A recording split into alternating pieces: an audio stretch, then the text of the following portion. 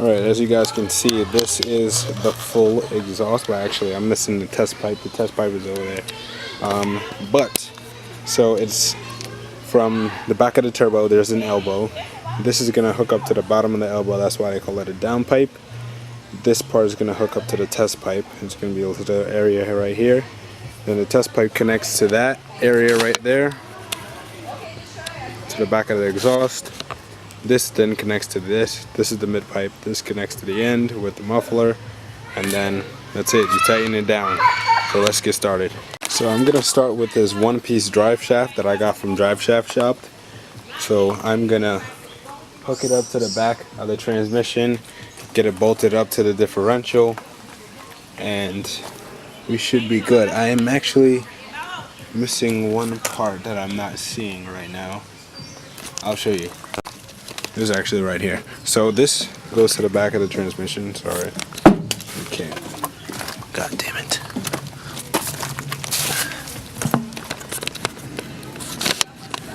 Alright, so that goes to the back of the transmission.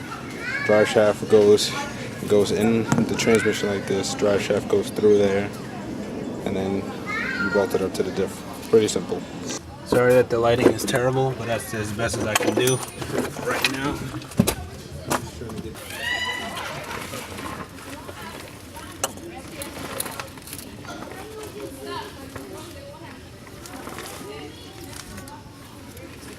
Need a hammer or something.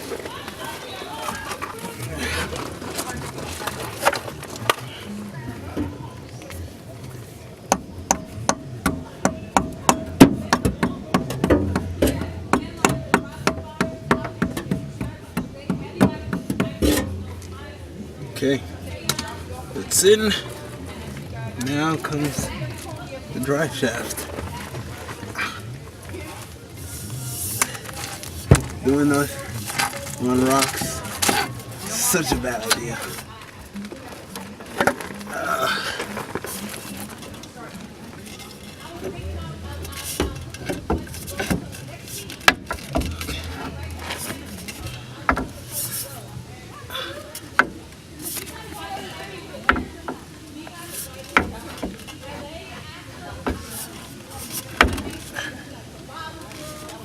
Okay. Holy shit. It's hot. Gotta go.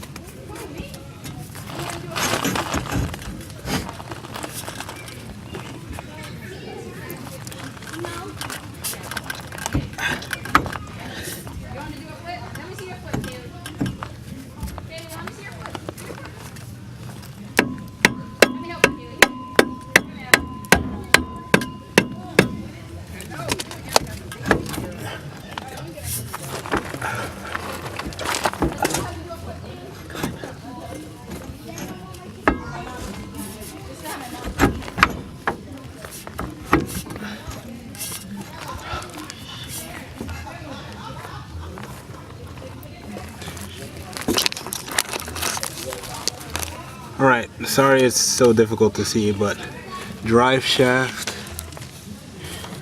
connects to the diff like that. There are 4 bolts. Make sure your transmission isn't in gear so you can twist it and then put the bolts in. Alright, so since the drive shaft is in, we're going to work on the exhaust now. This is the test pipe that I was telling you about before. So you're supposed to be at a hike. Alright, so it is now the next day and it is almost 7:30 in the morning. Last night I did the whole exhaust. I put the drive shaft in. The exhaust took a little while. I'm not even sure why. Probably because the rocks were hurting my back. I think I did something else, but I'm not sure. But anyways, so today we're really gonna try and see if we could get the power steering kit in. I have to leave early, so I'll probably only be out here for like a couple of hours. I have to go somewhere, but this is how the exhaust looks.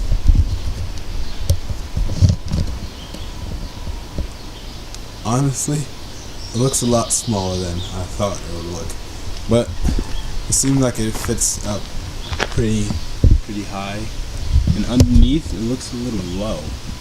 I don't know, I'm definitely going to be scraping on things, but from where the downpipe is, it sits pretty nice, but as soon as it gets to like the mid-pipe section, it hangs a little low. So I mean, it's not that bad. In the back it hangs pretty high, so I don't think it's going to scrape on anything. But got the exhaust on, and yo, I started it last night. That shit is still loud. It is so loud.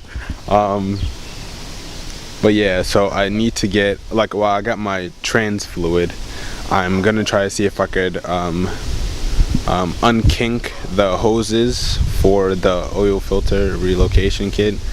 Well, unkink the hoses, sorry about that, and probably throw a little bit more oil in there, get some coolant, put a hose for the heater core lines, and then that should be pretty much sealed. So I'll probably be able to actually start it up and let it idle because of the coolant. Like, none of my gauges work. I don't know why, but none of them work. They like it worked before. Like, I got light to the gauges before, but I don't know. Well, one gauges, I mean like fuel gauge, tack, heat, stuff like that. So we're just gonna continue. I figured out that this caliper was leaking some fluid, so I'm just gonna tighten that line. I'm gonna mount up the these calipers that I got right here. I was gonna paint them, but I don't really feel like doing that, so I'm just not gonna do it. I'm gonna need help bleeding the brakes, so I'm not gonna do that now, but I do want some self-tapping screws to tap the battery box, to tap that down to the chassis so it doesn't move. So let's just get started with what we're getting to. Alright, so right now I'm going to be bleeding the clutch. It's gonna be a little bit difficult to film, so I'm probably not gonna film it. But I'm gonna try to get it done. I know I'm all over the place. I got two of the bolts from the lower control arms from my other rear subframe out. I just need to get the bushings out, and then I should be able to swap them over. I'm gonna remove these, put those there, because those ball joints look better on that car than this car, even though I bought these new. These just didn't fit right. So I'm just gonna swap that over, but I want to bleed the brakes first, and I'm deciding to do this because AutoZone opens soon, so I'll have more fluid, and once I get that done, that's done. Then I'm gonna fill the tranny with some tranny fluid. I'm gonna try to see if I can relocate the oil filter relocation kit, because it doesn't seem like it's working, and it turns out I'm still leaking some fuel. So I'm gonna try to see if I can tighten up those hoses from where the rubber lines connect to the hard lines, and then we'll go from there. Alright, so I tightened the fuel hoses and it shot up to close to 40. I still think I have a leak somewhere, but it's not evident because it's leaking like slowly, like very slowly. There's no fluid coming from anywhere, so I'm not sure where I'm losing power. I mean, losing pressure. Let me see if I could run to AutoZone, maybe get some more engine oil, get coolant, get hoses to cap off those heater core lines right here. So I could try to see if I can button this stuff up, see how it runs. So I guess I'll be right back. Alright, so back from AutoZone. As you can tell, we got clamps for the water necks for the coolant ports. Just filled it up with one of the coolant bottles. Gonna fill it up again, fill it up with the next one. I'm gonna try to bleed the system, let it run. I have no like temp gauge, so I can't tell if it gets to normal idling temperature or however it's supposed to be. But I did bleed the clutch before I left. Forgot to buy brake fluid. It's one of the reasons why I went to AutoZone. Completely forgot. I was chatting. I got a little bit more engine oil just in case I needed it. And yeah, so filling the transmission up right now with fluid. Okay, I don't know what's going on with my lens, but I need to fix it. Anyways, filling up the transmission with fluid. When I start it, I'm gonna try to see if it'll go into gear, no problem.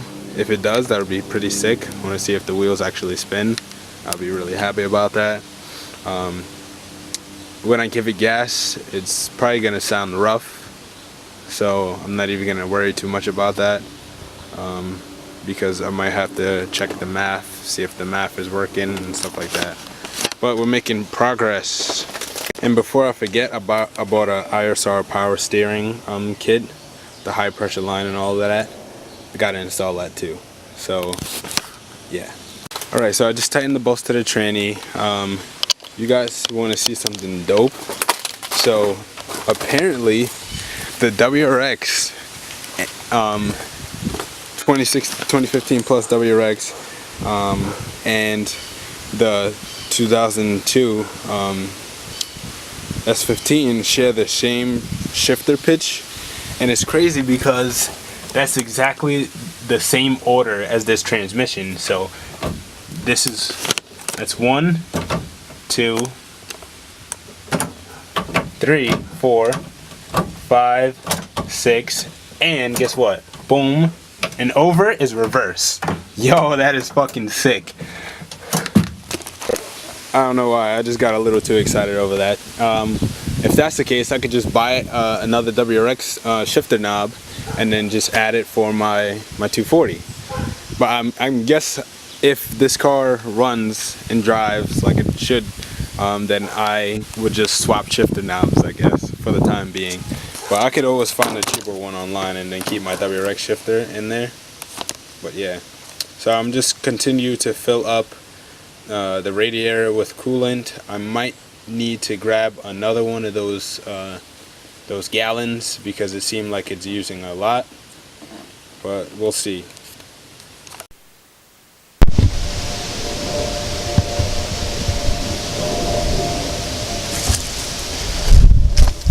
Alright, so I'm gonna start it up.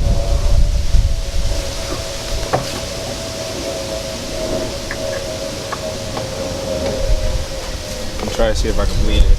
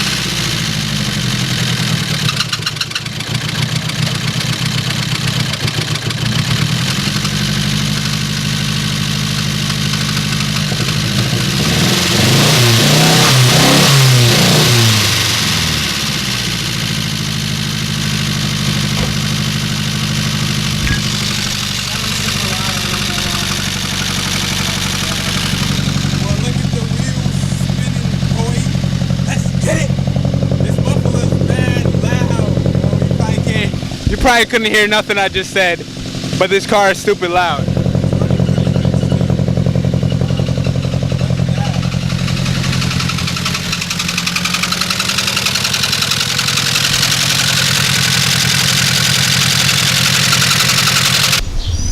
So I got it to start. I put it in reverse and it backed up. Poop. Having that welded diff is going to be a little tricky to get used to. So I backed it up and I flipped it around. So this is how it's sitting right now. On camera it doesn't look as nice as it does in person. I don't know, right now it's got leaves everywhere, but yeah. So really, I want to try and see if I could get that power steering kit in today. I was gonna try and see if I can do the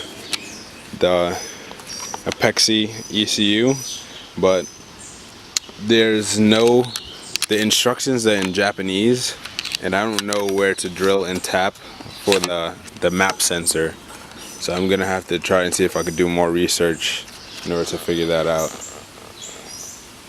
But this is where we are. We're making a lot of progress today.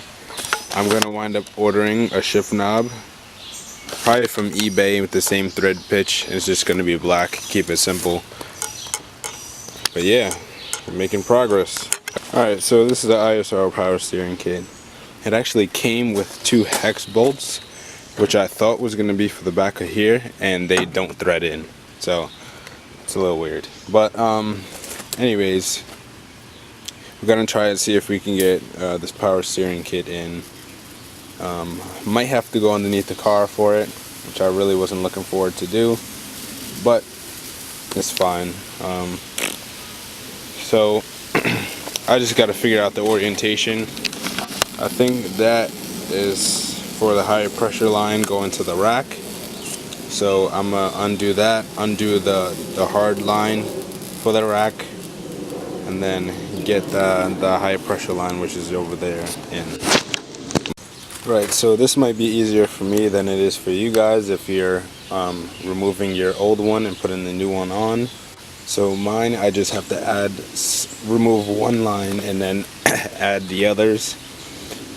For you guys, you might have to remove everything. So for starters, wow, a bird literally just pooped right there on the power steering kit bag. Disrespectful. Probably pooping on my car right now too, but anyways, so in order to figure out which side goes to the pump and which side goes to the rack, it's basically which side fits. So this side didn't fit, I tested it, and this side fits perfectly fine. So it's not the end like that, it's this end, and this end comes from this side. Not that that really matters, but yeah. So I'm gonna take off my the metal high pressure line, which is way in there. I don't know. Let's see if I can get you guys. Boom, right there. I'm gonna take that out and replace all these lines. Right, so the high pressure line gets bolted here, and then I'm gonna show you the other, where this other end gets bolted in to the rack. Alright, so from here you have to thread the end of this, which I have in my hand right here, to the smaller hole. Since we're under here, we might as well add the other fitting into this port right here. Let's see if I can get it one-handed, no problem.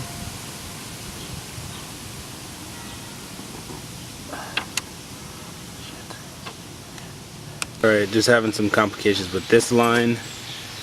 This line goes from here to the reservoir itself, but it's like mad tight, so it's hard to get to, but I'll just skip to when it's done because everything else is pretty much done. Alright, so there's literally nowhere to put this, and this is pissing me off.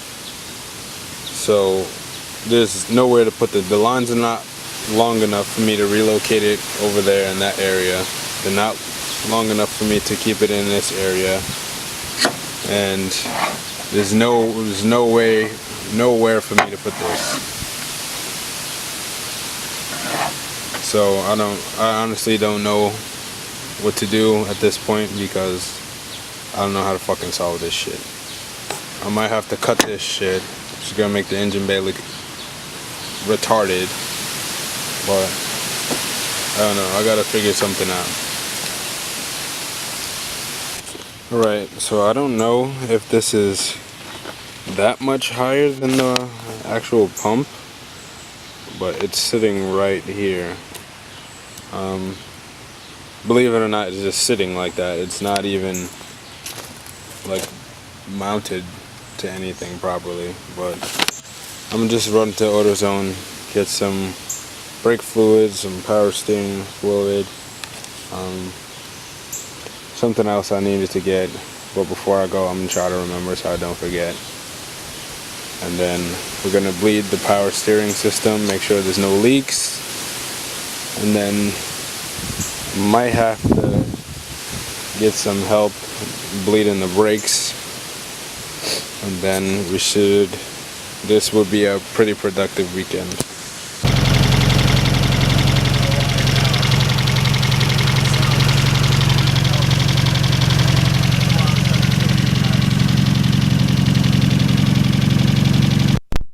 Now it sounds pretty healthy. I don't know what happened, what was the difference before, but I guess I fixed it. But that shit was pissing me off. I'm gonna see if I could give it a little gas, see if that does anything. There's coolant inside, so it shouldn't overheat. And it's idling pretty nice right now. Alright, so this hose right here is a coolant hose for the throttle body. I actually got to replace that because I touched it and it starts leaking coolant everywhere. So, and it's raining a little hard right now, so I'm gonna close up shop and try to do this on another day when it's nice. Alright, so before I go in, I just want to say to you guys, I'm gonna stop watching big YouTube channels and start watching like smaller YouTube channels that do the same thing. And the reason for that is it's giving me unrealistic expectations on how fast things are supposed to get done.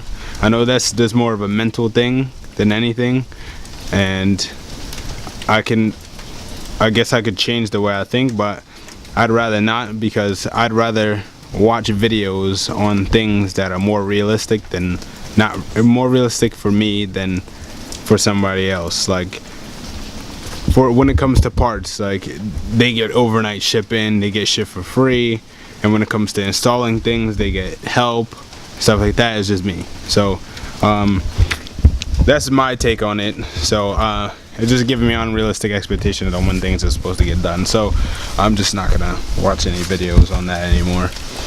As for my 240, it's close to being done, as you can see. I want to install